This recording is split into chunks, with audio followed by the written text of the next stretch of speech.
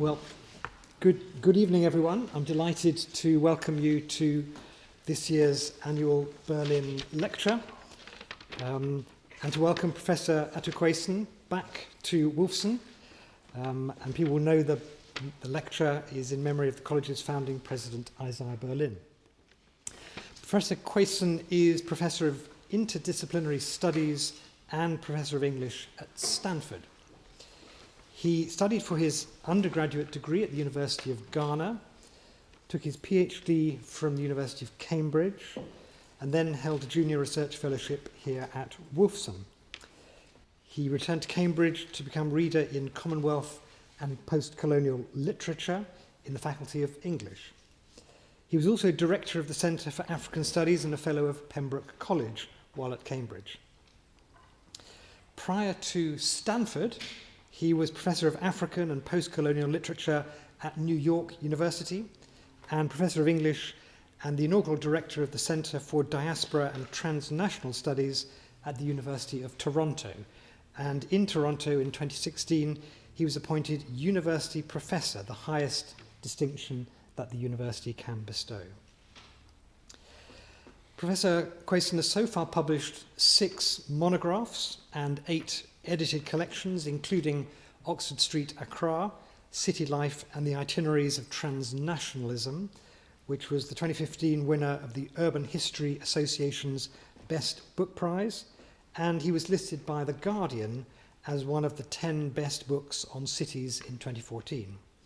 And his most recent book, Tragedy and Postcolonial Literature, has been awarded the 2021 Warren Brooks Award for Literary Criticism. Professor Quayson is an elected fellow of the Ghana Academy of Arts and Sciences, the Royal Society of Canada, and of the British Academy. There can be no dispute that Professor Quayson is one of the leading thinkers in this area. We are honoured to hear, and we hope to be provoked by tonight's lecture on Disputatiousness and Unruly Affective Economies, from the Greeks to Postcolonial Tragedy.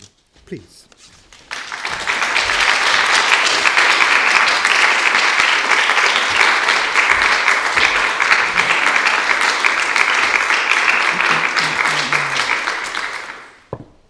So, thank you all for coming, and I want to acknowledge, of course, Sir Tim and Sarah for their magnificent hospitality. They remind me of Californians.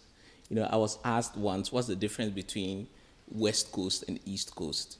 And I said, well, actually, Californians live up to a stereotype. They're really nice people. So Sir Tim and Lady Sarah, they behave like Californians. They're really nice people.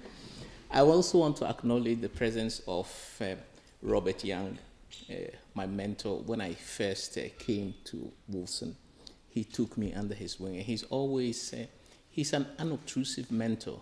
He gives all the best career advice, and I've turned to him countless times for all kinds of things. And my good co-conspirator, Anki Mukherjee, here at Wolfson College in English, and he and I are working on a variety of projects, and of course Eleke Boema, the one and only. Yes, she's a fellow here, whom I've known for many years, and there are obviously people that I will not remember to mention, but please know that I consider you all to be Californians. Now, there are going to be 2 parts to today's lecture. The first will be a necessary laying out of key terms and concepts to do with the history of tragedy and of postcolonial relations to it. And the second will turn attention to Chinua Achebe and Toni Morrison to illustrate the key concepts and propositions. The first challenge to be confronted in any statement on tragedy is, of course, definitional. For my part, I focus predominantly on suffering. Actually, I should. So this is the cover of the most recent book, out of which I unthread today's lecture. And these are a number of key words that I'll be hitting on. For my part, I focus predominantly on suffering and not on death. But what then is suffering? Suffering is either the experience or anticipation of something or things that pose a threat to one's sense of self-integration. This means that suffering poses a threat to biographical continuity and to the capacity to provide a coherent account of oneself, a coherent narrative of oneself to the self as well as to others. My ideas on suffering were instigated first from reading Eric J. Cassell's The Nature of Suffering and the Goals of Medicine, which was a great eye-opener on how pain has been used in the medical literature to understand the parameters of the self and the limits to medicine. Another great source of inspiration for my thinking on suffering comes from Cicero's Tusculan Disputations, where in the Disputation on Grief, Cicero lays out an elaborate understanding of the relationship between grief, suffering, and our evaluation of the world around us. Cicero's account of suffering comes several weeks after mourning for the death of his daughter Tullia in childbirth. As we know from the many letters he wrote to his friend Lucius Atticus Pomponius, Cicero is completely inconsolable. He loses his appetite, reads only through a well of tears, and sometimes even entertains thoughts of suicide. In other words, he is literally dissolving in his sorrows. What is of great interest to me, however, is the process by which his personal grief, which is literally dissolving him, is converted into a philosophical disputation such that when read alongside each other, what is effectively a stoic philosophical response and the personal biography demonstrate a palpable struggle of opposing impulses toward the question of suffering. And at a later point, I want to delve into Cicero's account of grief, but not today. The idea of suffering I am defining here also allows us to calibrate our interpretations of tragedy to the realities of postcolonial relations, to the realities of postcolonial existence at the present time. Precarity has and continues to define postcolonial life in many regions of the world. And what we describe as colonialism and its aftermath in the postcolony is not limited exclusively to the formerly colonized regions of the world. As I suggest in Tragedy and Postcolonial Literature and in other places, apart from the conquest of external territories, colonialism is also entailed in the principle of managing heterogeneous populations in the name of the empty cipher of nation. Often this principle of management triggers attempts at the control of internal minorities, as well as the appropriation of external territories. Frequently, the extraverted and introverted modes of colonialism are inseparable and intimately related. Thus, the conditions of precarity that Russia's invasion of Ukraine has unleashed places Ukrainians in the same place as those from Syria, Myanmar, and Sudan in recent conflagrations that derive from colonial principles of population management and control. As Martin Kimani, Kenya's permanent representative to the United Nations, noted in his speech to the august body on the verge of Russia's invasion, at independence, had we chosen to pursue states on the basis of ethnic, racial, or religious homogeneity, we would still be waging bloody wars these many decades later. Kimani was echoing what many Africanists and postcolonialists agree on, namely that Russia is pursuing a residual imperial and colonial agenda in Ukraine, something that he never really gave up on, even on the breakup of the USSR. In other words, what we are seeing in Ukraine right now is a postcolonial war. The history of tragedy is conventionally traced from its efflorescence on the Greek stage in 5th century Athens, through its various permutations in the Renaissance theater of Shakespeare and others, and then through its subsequent migration to other media and venues, such as the novel, film, opera, and various others by the end of the 19th century. Much of the relationship between the concept of tragedy and postcolonialism has been traced predominantly through theories of adaptation, where there's a healthy critical literature on the reworkings of the Greeks and Shakespeare in various postcolonial contexts. While I acknowledge this vast and rich literature on adaptation, what I derive from the long history of tragedy, among other things, is the principle of disputatiousness and how it might be linked to historical transition and unruly affective economies from a postcolonial perspective. The Greeks give us great examples of disputatiousness: Oedipus versus Tiresias, Clytemnestra versus Agamemnon, Medea versus Jason, Pentheus versus Dionysus, Antigone versus Creon, among various others. But the determining mark of the Greek tragic characters was what might be described as their zero-sum wrath. Their sense of rightness goes as far as courting possible self-destruction. They both disagree and are also disagreeable. Antigone, for example, is prepared to countenance her own death and damnation in defying Creon by burying her brother Polynices. The contrast between Antigone and her sister Ismene in Sophocles' play is instructive. Whereas Ismene cautions pragmatism toward Creon's edict not to bury any enemy of the state, Antigone is a spokesperson of a self-assured and uncompromising tragic choice.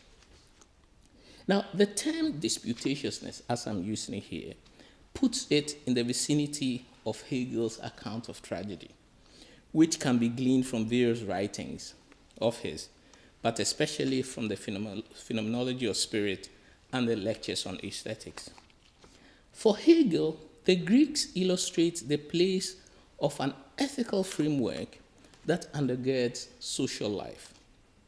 This ethical framework is guaranteed by certain institutions, such as the oikos, or family, and the polis, or the state.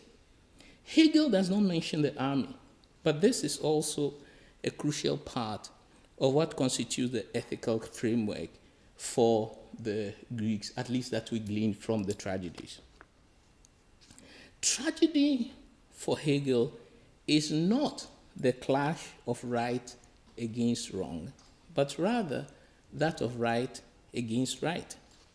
Tragedy thus comes from an agent's rightful action infringing upon the rightful action of another agent.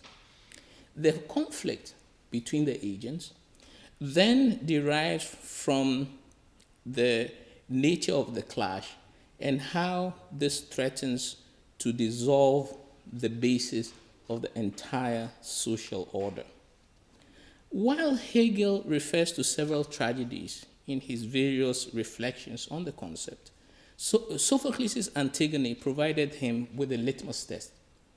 One central supposition behind Hegel's account is of a normative ethical order behind Greek tragedy, with legitimate institutions such as the state and the family undergirding certain rights. But this idea of a normative ethical order can be questioned with reference to the Greek plays themselves. It is noteworthy, for example, that the chorus of Aeschylus' Cophori, libation bearers, is a group of slave women who complain bitterly about the oppressive regime they have experienced under the house of Atreus, headed then by the fearsome Clytemnestra and her boyfriend Aegisthus after the assassination of Agamemnon in the first installment of the Oresteia. The significance of a chorus of slave women in the Chophori derives from the fact that in Greek tragedy, the chorus, as a general rule, tended to rehearse the terms of generally held communal values. Thus, for Aeschylus to present us with a chorus of slave women immediately puts the normative ethical standards of the world of the play in serious doubt. So this is contra Hegel. At any rate, viewed from a post-colonial perspective, the problems that emerge out of Hegel's account are that institutions may actually fail to act as guarantors of a shared ethical framework when they are not organic to the society in which they are located, but are imposed from the outside, which was signally the case with colonial institutions. Such institutions also fail as guarantors of a shared ethics when they uphold false or anachronistic values, such as we discover when we look at the long and complex history of the institution of the family, for example, and the ways in which the family has been used to undermine women's rights to owning property, and indeed determining the fate of their own bodies. So, anyway, two strikes against Hegel.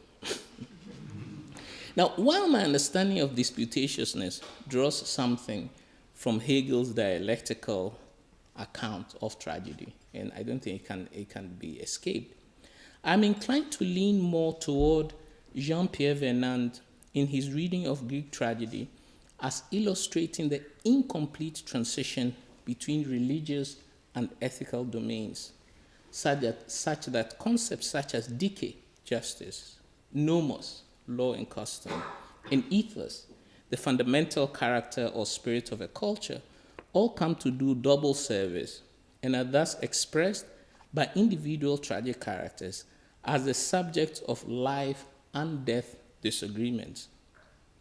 In postcolonial tragedy, we find not just illustrations of incomplete transitions between, say, tradition and modernity, or between private and public spheres, but rather what amounts to the essential ambiguation of attitudes to one's own past,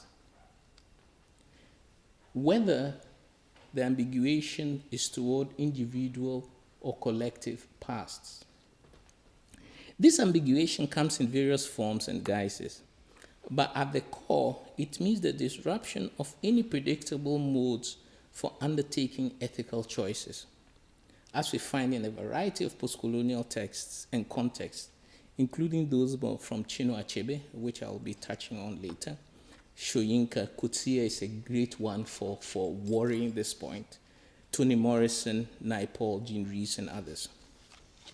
Now, disputatiousness takes on a different guise in Shakespeare, where the raw disputatious plays, such as Coriolanus and Titus Andronicus, full of anger and quarreling, are not considered among his most profound. Rather, in the major tragedies of Hamlet, King Lear, Othello, Macbeth, and Antony and Cleopatra, historical disputatiousness is aligned to what I want to describe as unruly affective economies.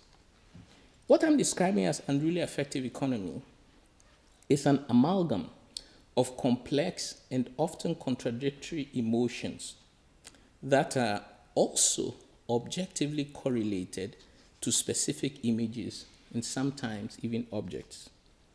Thus, we find that in Hamlet, Yorick's skull and Ophelia's flowers are indicative of deeply complex affective economies, as are the specter of the knife that dangles before Macbeth as he proceeds to the assassination of Duncan, or in the image of discandying and melting for Antony as he contemplates the final and ignominious defeat of his army in Antony and Cleopatra.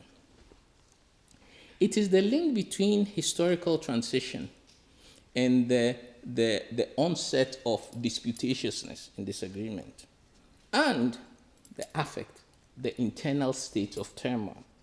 That marks Shakespeare as modern, as Harold Bloom insistently argued, and from which we can also derive a model for understanding the characterological types and their sociopolitical conditions in postcolonial tragedy.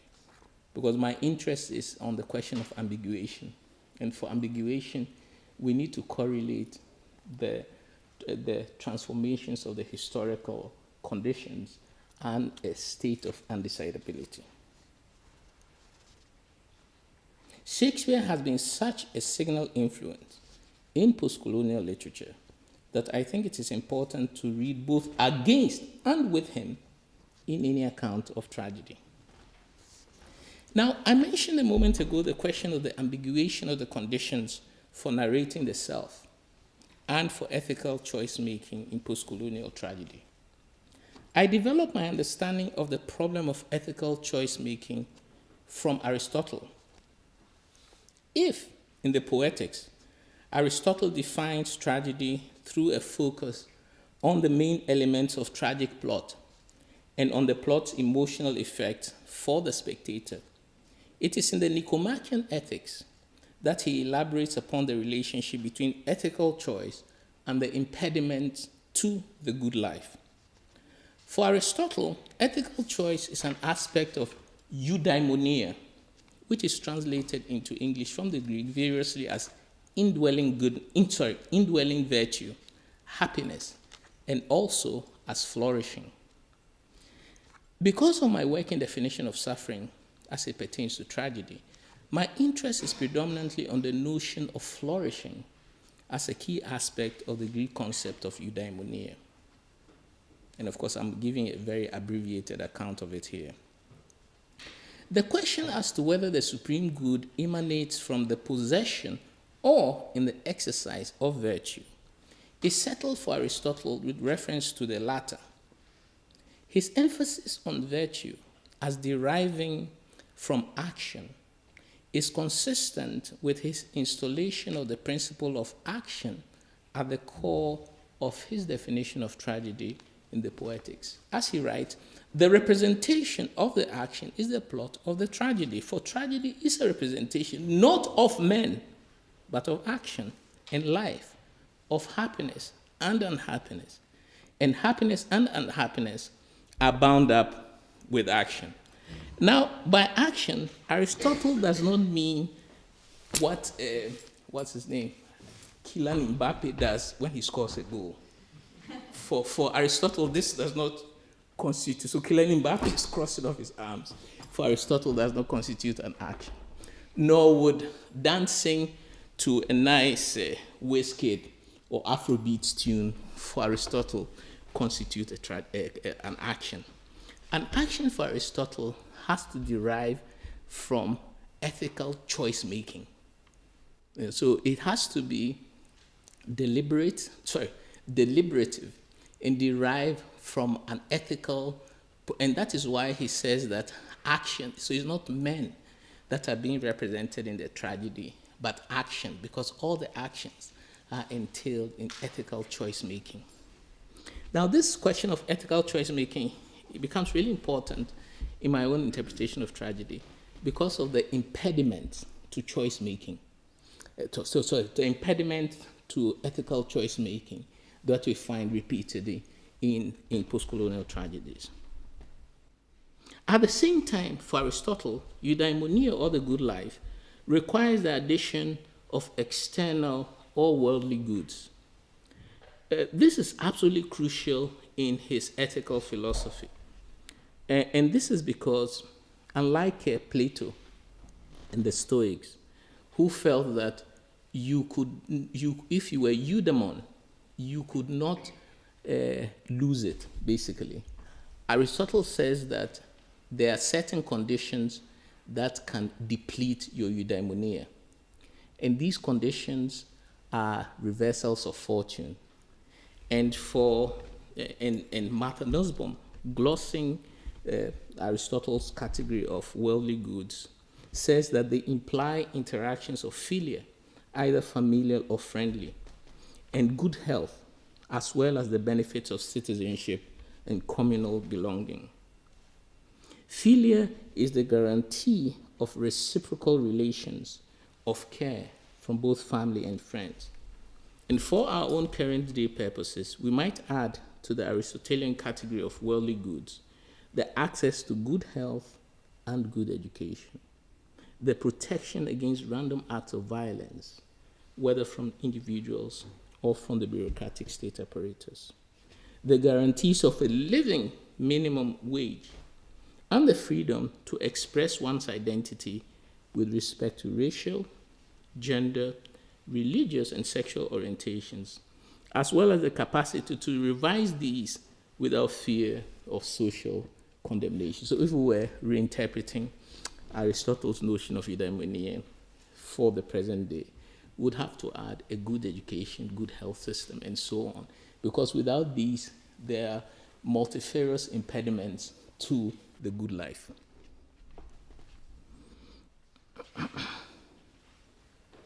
So for Aristotle, the frustration of access to worldly goods serves to atrophy the character's self-perception, making it difficult or even impossible for him or her to draw upon the internal and external resources that would enable them to exercise ethical significant choices. Because for him, ultimately, that is the key principle undergirding Eudaimonia.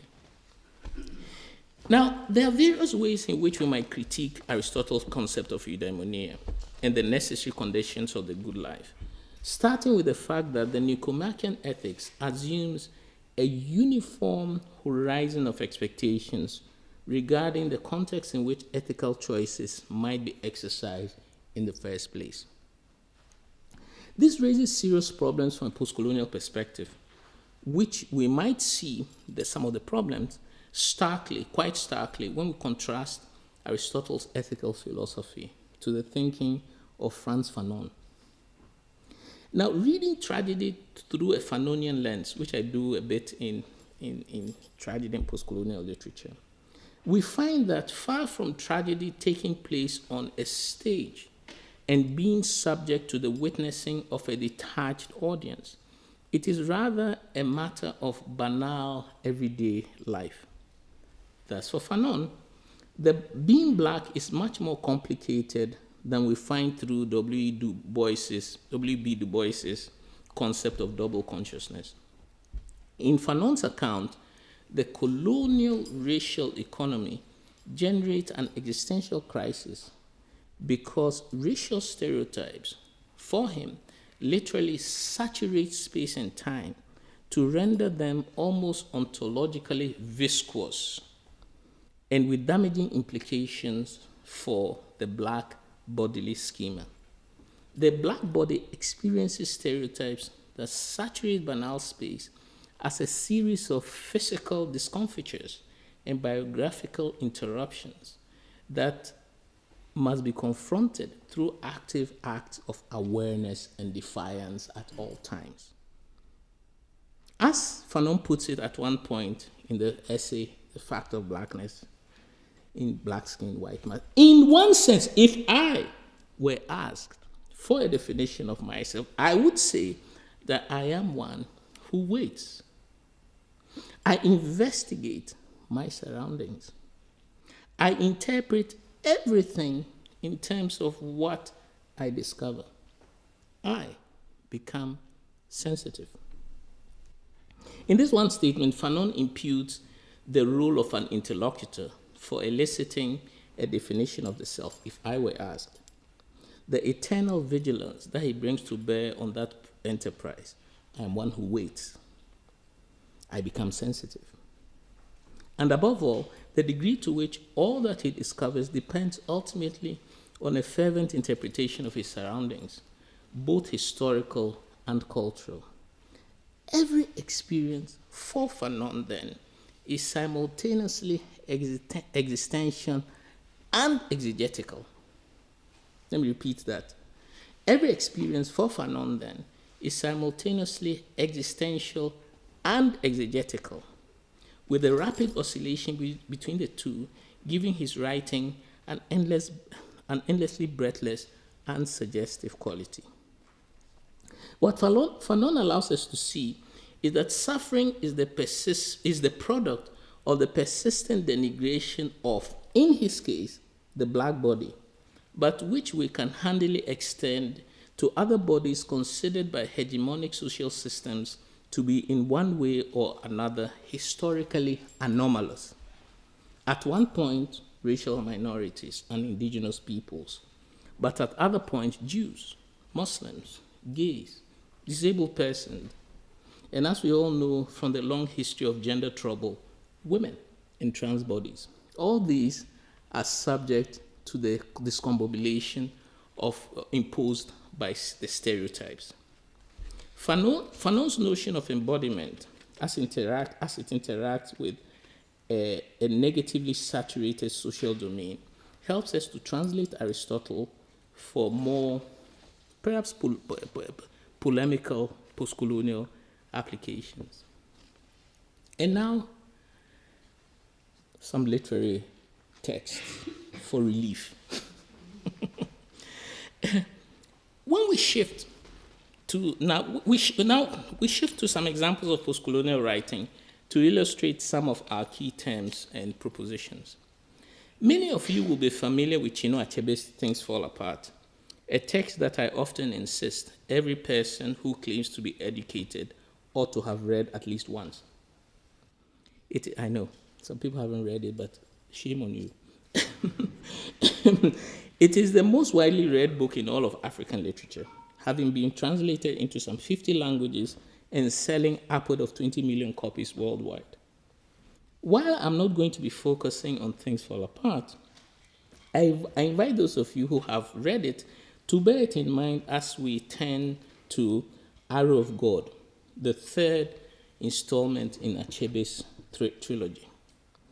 Achebe's shift from the world of Things Fall Apart to that of Arrow of God marks a shift from the emphasis on traditional autonomy in the pre-colonial phase to the complex entanglements of a full-blown colonial modernity.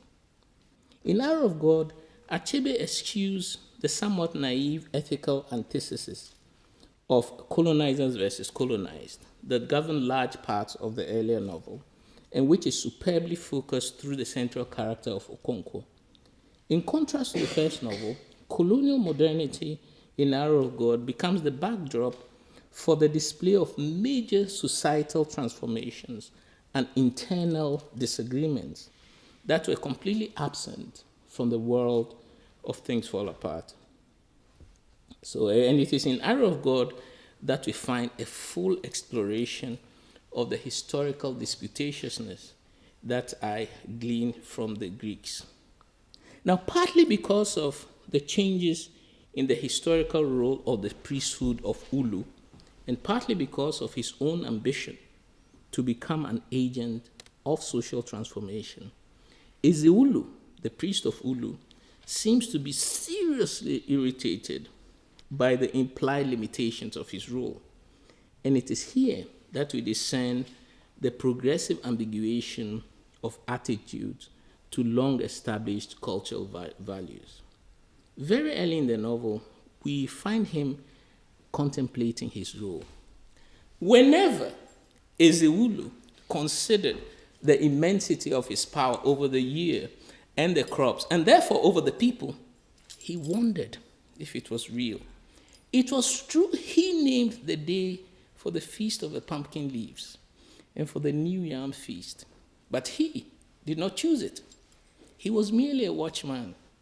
His power was no more than the power of a child over a goat that was said to be his. As long as the goat was alive, it could be his. He would find it food and take care of it.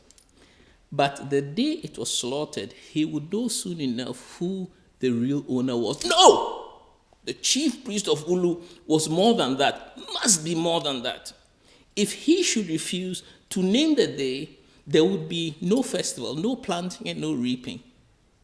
But could he refuse? No chief priest had ever refused. So it could not be done. he would not dare.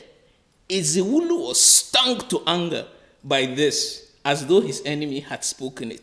Take away that word there, he replied to this enemy. Yes, I say take it away. No man in all Umuaru can stand up and say that I dare not.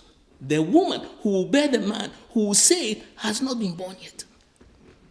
But this rebuke brought only momentary satisfaction. His mind, never content with shallow satisfactions, crept again to the brink of knowing. What kind of power was it if it would never be used? Better to say that it was not there. It was no more than the power in the anus of the proud dog who sought to put out a furnace with his puny fart. The sting of anger is returned to elsewhere in the novel, where Ezewulu's contrary thoughts are described as though he had been stung by a black ant. This metaphor conveys a sense of the visceral nature of Ezewulu's thought processes, something that we only come later to realize is part of an unstable mental disposition. Ezewulu's character is marked by what might be described as a skeptical interlocution, that is to say, a warring form of assertion and skeptical response that defines his internal thought processes. This is somewhat similar to what we find in characters of J.M. Coetzee's novels, especially in Waiting for the Barbarians, where the magistrate is given to a constant process of self-revision all the time. Whenever the magistrate thinks a thought, he immediately finds a way of questioning the premises of the same thought and revising the preliminary idea. And it goes on constantly in an infernal circle of self-revision. While what we find in Arrow of God as a structure of skeptical interlocution is fundamental to Ezewulu's internal state consciousness, the texture of disputatiousness that we find inside of his own mind also happens to be the central organizing principle of the novel in general. In Arrow of God, the dynamics of historical transition are registered not only within the interlocutory structure of his consciousness or in the argumentative nature of Umuaran society, but more fundamentally at the more elusive level of the interface between epistemology, storytelling, and history that we see displayed throughout the novel. Rumors, gossip, and foundational narratives are all shown to hold different epistemological implications for ethical action. But crucial foundational narratives, such as how the clan managed to own the land on which they are now settled, the history of their synthetic god Ulu, and their response to the existential threat of slavery, all these foundational narratives are subject to disputation, sometimes near-violent ones. The overall unanimity that we saw in Things Fall Apart is in Arrow of God replaced by radical disagreement, expressed most strongly in a proverb repeated more than once in the novel. Wisdom is like a goatskin bag. Every man carries his own. Such a proverb would have been unthinkable in the world of Okonkwo's Umuofia. In contrast to the unstable assent given to foundational narratives in the novel, however, gossip and rumor elicit more ready agreement than the foundational narratives of the clan. So gossip and rumor, people believe gossip and rumor, but they doubt foundational narratives. We see then, this hints at the fact that the transition produced by colonial modernity has also succeeded in reconfiguring epistemological categories of knowledge. We see then that Achebe is giving free play to both dominant and residual cultural categories by suggesting a discursive inversion between the roles of grand narratives and little narratives. That is to say, the dominant foundational tales appear dubious, while rumors and gossip retain believability. The simultaneity of inversion and affirmation then encapsulate the ambiguity of transition located in the intersection of content and form in the novel.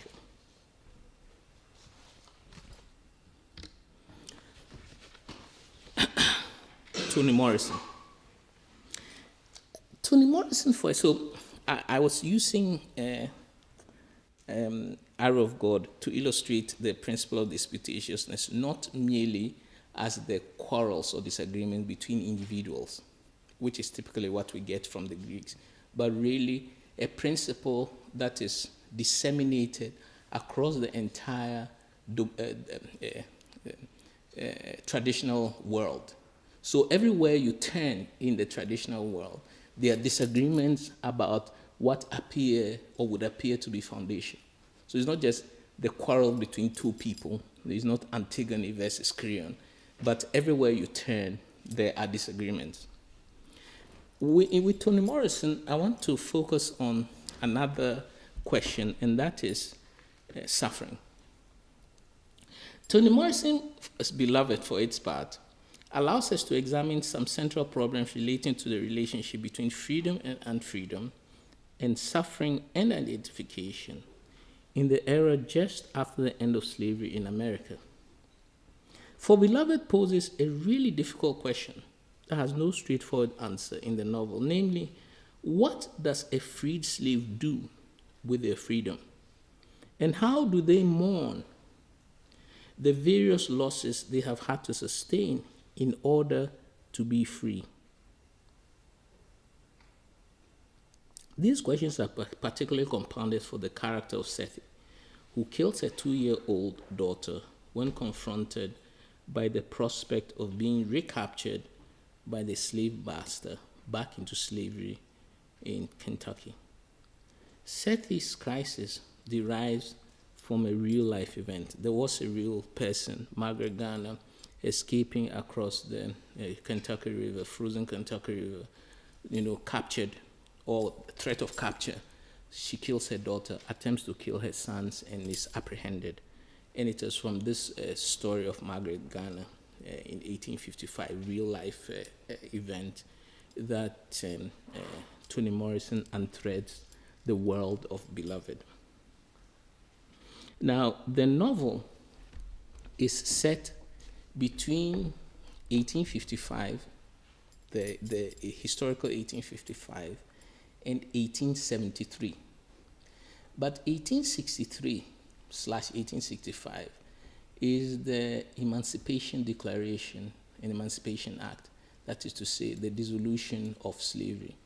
So the fact that the novel ends in 1873 is a mere 10 years after the end of slavery, when the dark shadow of slavery still falls across these freed slaves. And this dark shadow is important for how each of the characters defines their freedom. One of the characters, one of my favorites, Baby Suck, she says, to be able to wake up in the morning and decide what I'm going to do with my body is freedom for me. Because under slavery, she couldn't decide for herself what she would do when she woke up in the morning. And each character has a different definition of slavery, including, of course, Sethi, who decides that the way to assert her freedom is to prevent her children from going back into slavery.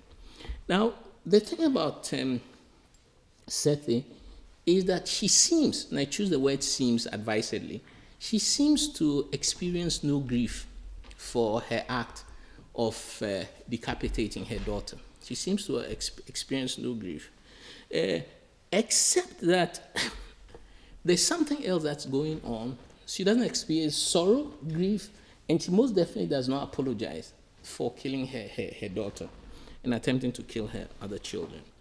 except that because we are given access to the internal state of mind, we find a series of effects that suggest that there's a trauma, well, it's a trauma of a particular kind. And so this example is taken from early in the novel. But what I want us to look at is the interposition of digressions. There's lots of digressions and throughout the novel in Sethi's mind. Unfortunately, Sethi's brain was devious. She might be hurrying across a field, running practically, to get the pump quickly and rinse the chamomile sap from her legs. Nothing else would be in her mind. The picture of the man coming to nurse her was as lifeless as the nerves in her back where the skin buckled like a washboard. Nor was there the faintest scent of ink or the cherry gum and oak bark from which it was made. Nothing.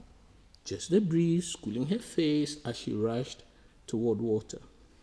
And then, sopping the chamomile away with pump water and rags, her mind fixed on getting every last bit of sap off, on her carelessness in taking a shortcut across the field just to save a half mile, and not noticing how high the weeds had grown until the itching was all the way to her knees.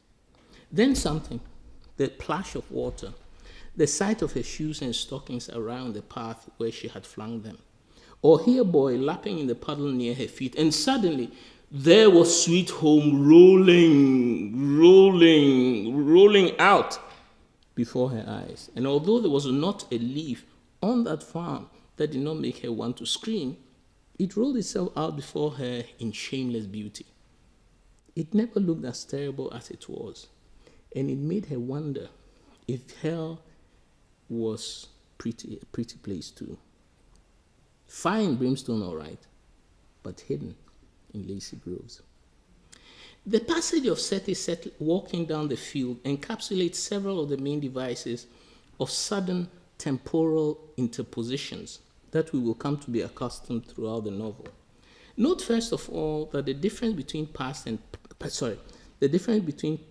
and past is obliterated within her consciousness, not through the simple juxtaposition of the two, but by the rendition of the present as somehow being surrogate to the past, and vice versa, in a restless oscillation between the two. Furthermore, the past is rendered as a trace effect of different affective intensities that come to intrude upon the present. In the passage we have just seen, the intrusion is conveyed through two key devices that come to be reiterated throughout the novel. The first is the intensification of Sethi's perspectival sensorium, and thus of her consciousness of her immediate surroundings, the faintest scent of ink or of the cherry gum and oak bark smell present in its absence, not noticing how the weeds had grown until the itching was all the way up to her knees, tactile sensation upon the skin, the plash of water, sound, the appearance of her stockings, sight. Second, so the intensification of her perspectival sensorium.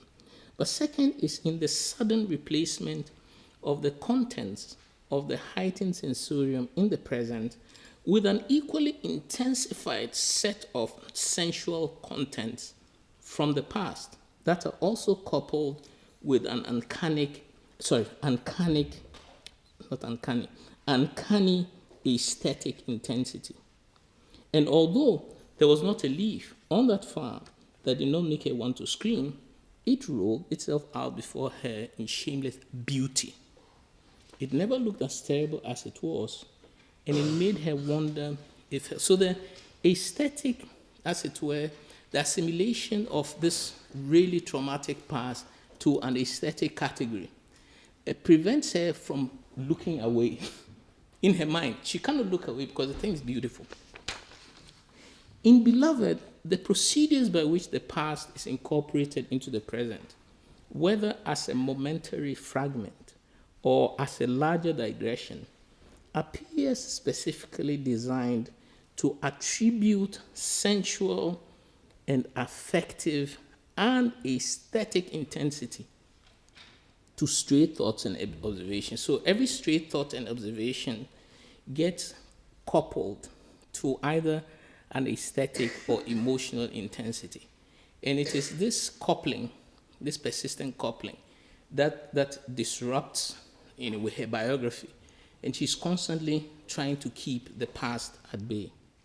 In other words, Sethi may be doing something entirely banal in the present time of the narration, when suddenly there's a tangential digression in her thought processes, whose main effect is to attach a form of affective intensity to the past and import it into the present and scramble the two.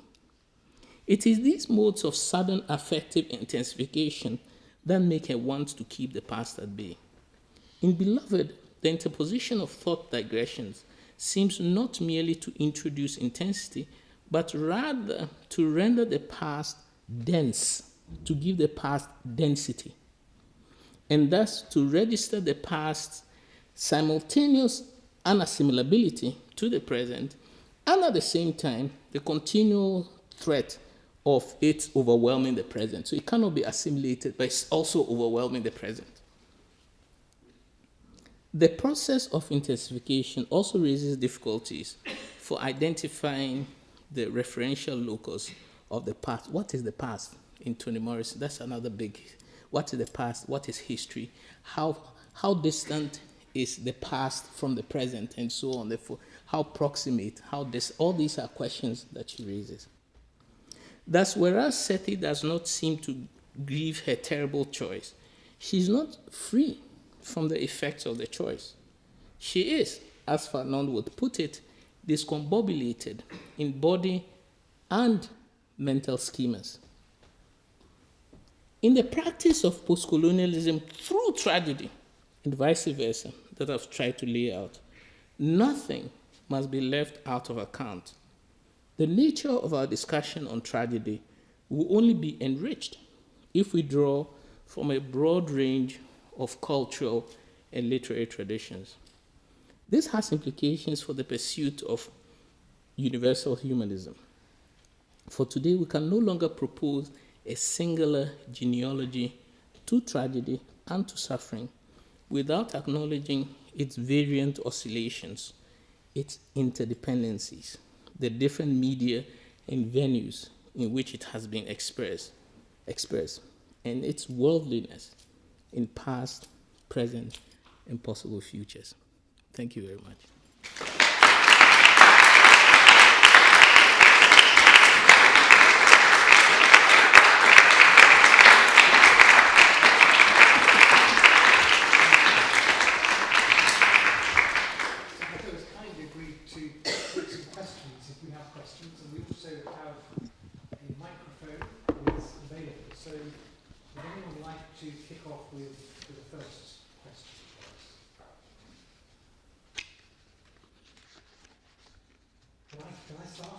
Yes. I was very interested in the distinction you drew between disputatiousness between people and internal disputatiousness, which appeared in some of the postcolonial literature.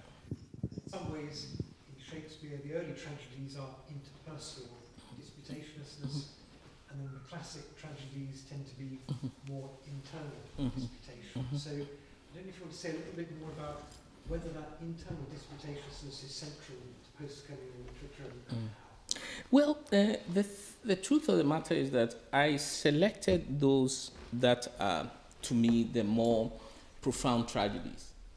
Profound. So, for example, in the chapter on Achebe, I do talk about Things Fall Apart. But Things Fall Apart is a more externalized. First of all, it's not disputatious, not like Arrow of God. And it's more, the processes of transition are more externalized. Okonkwo, we don't see into Okonkwo's mind except fleetingly twice. And both of them, he's not arguing. He's just asserting his position with regards to something else. However, Arrow of God allows me to do what I try to show.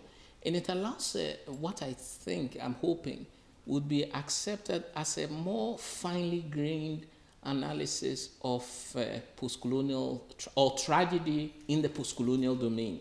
So that it's not just the external changes in the external world, that obviously some of them have been pretty tragic, but the way that these changes inflect what are internal states. So Shakespeare is very useful for me because, and in a way, Shakespeare, the correlation between external and internal is not equal in all the tragedies. So, for example, in Macbeth is definitely has a historical understanding of the context. That historical understanding is not the same as we find, say, in Hamlet. Hamlet's crisis, so there are changes, in the society, but it doesn't have the same grand political consequence of, in fact, the formation and collapse of the kingdom, potentially. So what I like about Shakespeare is how much he delivers of these internal states of disputatiousness. And so that is what I take as a kind of lens through which to identify in various postcolonial tragedies. I have a chapter on Coetzee, and Coetzee is wonderful, except that Coetzee's characters tend to be, and I say this in the chapter, they tend to be anemic. They are crippled by choice. Yeah, they're crippled by choice. The Magistrate is my favorite example, but all of them, they're crippled by choice, and they worry about the choice of choosing, Unlike Toni Morrison's Sethi, she says, the slave master is coming, I kill my child. And that's the end of it. So that's another angle that what is it to choose, to worry about choice so much that you are crippled by it? And Coetzee's characters, I think, allow me to do that, which is quite different from Achebe or Morrison or various others. So that's what I try to do.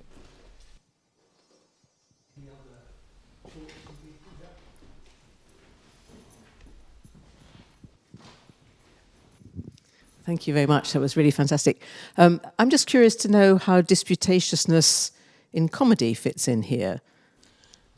Because I would have thought that one of the driving forces of disputatiousness in Shakespeare was precisely either in the comic plays or in the comic passages, even in Hamlet, and something that Tom Stoppard picks up in Rosencrantz and Guildenstern. And where does that disputatiousness fit into your framework? Well, of course, Shakespeare has different types of comedies. So, for example, the romantic comedies, As You Like It, Midsummer Night's Dream, and so on, they are really comedies of personal transition, but through what critics have called green worlds. A Midsummer Night's Dream is the best example, because the young people actually leave the court, go into the green world, have a dream life of craziness, and then are restored. So now I wouldn't apply disputatiousness, because the process of debate and discussion is really tied clearly to teleology. So I'm talking about the romantic comedies. They're very teleological, and they end in a particular multiple marriages, for example, at the end of As You Like It or Midsummer Night's Dream. So because they are teleological, the disputatiousness, it's settled, in the romantic comedies. In the tragedies, nothing is settled. The fact that the character has died unsettles the entire community. There's no coming to terms. Coming to terms is not possible. Of course, I'm focusing on the romantic comedies because they are of interest to me. But when we look at, say, something like one of the most post-colonial, actually two, Merchant of Venice and The Tempest, these are very post-colonial. They have been open to. As it were, the excision of the bad guy, what I call the anti-comedic spirit. Because in those plays, Shakespeare also delivers the world of the comedy but it also gives us Malvolio. And the object of Malvolio is to be anti-comedic. And because he's anti-comedic, at the end of the play, he's excised. The excision of the anti-comedic spirit in Shylock and in Shylock does not, for us postcolonials, resolve the crisis that the play has laid out. Because Merchant of Venice is also about the clash between economic logic and cultural logic. Cultural logic is expressed in Christianity. You know, the Christian characters express a cultural logic. Economic logic is expressed in the need for mercantile capitalism, which is what Shylock expresses, and which the Venice of the play needs. So the play excises Shylock, but it doesn't resolve that contradiction between cultural logic and economic. So this is different from the world of, say, Midsummer Night's Dream, where everything is tied up, the thing is resolved. For us postcolonial, the Tempest doesn't resolve anything. And definitely the Merchant of Venice does not. It exposes the problem and then runs away from it. That's what I would say. Any other questions? Yes. I have a question. Well, Can we just take the microphone if people listening? Hi. I thought it was very interesting the way you said the traumatic past becomes an aesthetic category, and I wanted to follow up on that. So I have a two-part question. And the first part is it sort of that there's a phenomenological experience that becomes an aesthetic category due to intense violence? Is that what makes the aesthetic category sort of destabilize the past and the present, or haunt the past and the present? That's the first question. Can we say that? And then the second question is sort of what does that mean for tragedy as a genre, and what does that mean for tragedy that deals with different kinds of violence, and how translatable is it? Well, the point I was making is specifically to do with the Beloved. So even in Toni Morrison's writing, you don't find the same aestheticization of the past in, say, Song of Solomon. You don't find it there. In Beloved, I think the part of the aesthetic intensity of the past is partly, and thanks for your question, but I haven't thought of it in these terms. I'm thinking through the answer as I speak. It's partly because the violence of the past was so brutal that it actually separates the moment from its context and renders it granular as opposed to fluid. In fact, Sethi's theory of time, when she's talking to her daughter, he says, if you bump, I don't want you ever to go to Sweet Home because you will bump into that terrible past. Even though the place has been burnt down, you bump into it. And she calls it rememory. It is my rememory. I don't want you to experience the rememory. But what rememory implies is not just the repetition of the past, but that the past, violence has granulated the past. So that the past is not like Heraclitus, you cannot step in the same river twice. It is no longer, it's not a flow. It's a granular, they're modularized.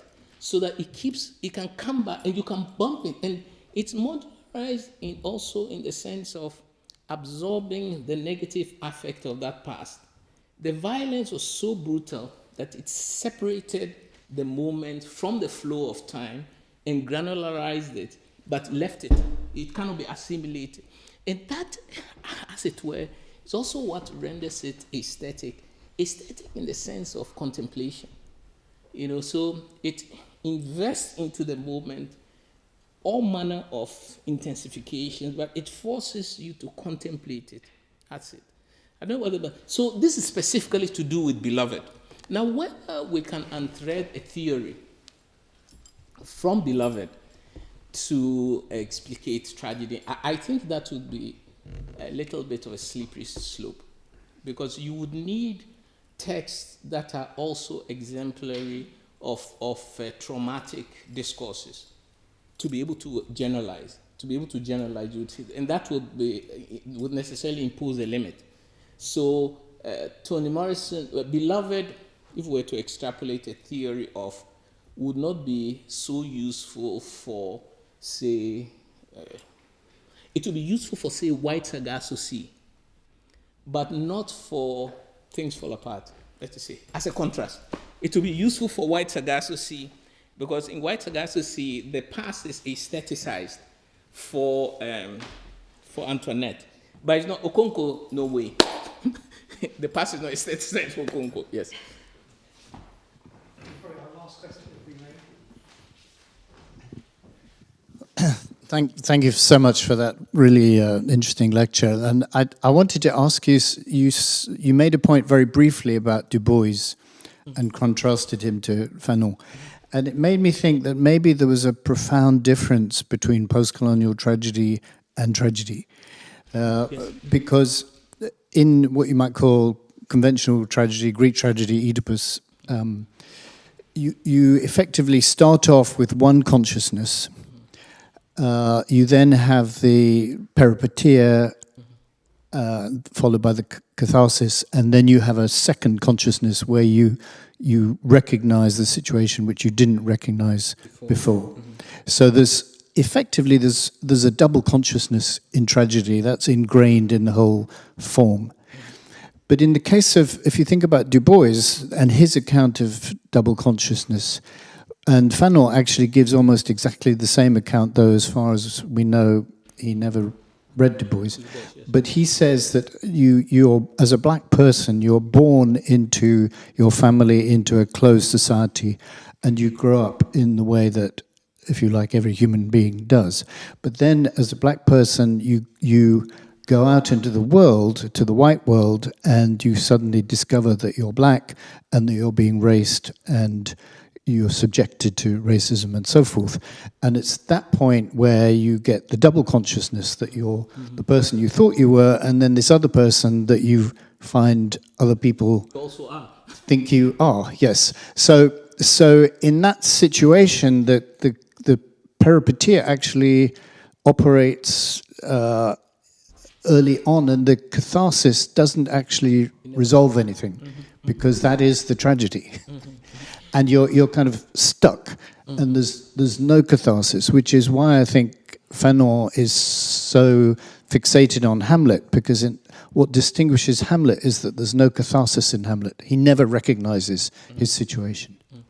Well, the difference that I see between Du Bois's account of double consciousness, very productive, and Fanon's, because it's true, they journey together. But there's one big difference between Fanon, which I don't think Du Bois, as far as I can tell, is the discombobulation of the self. That is that idea that through the second point of recognition, so you are brought up a child, and then you exit your home and you become black. But that entails certain misrecognitions. For Fanon, what then happens is a series of biographical interruptions.